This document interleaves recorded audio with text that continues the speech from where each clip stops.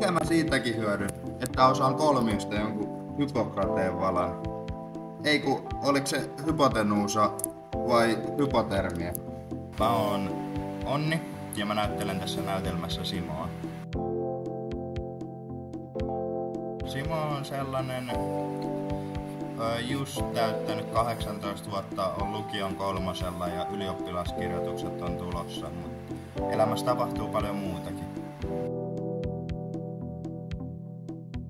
Ehkä se on ollut parasta, että on saanut olla muiden nuorten kanssa ja tutustua uusiin ihmisiin ja sitten päästä näyttelemään.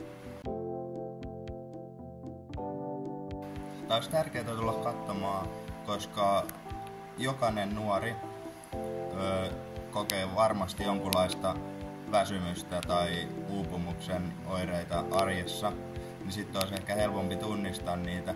Mutta tämä on myös tärkeää muille ihmisille, koska ne ymmärtää ehkä paremmin nuoria, että niillä ei välttämättä ole niin kovin helppoa.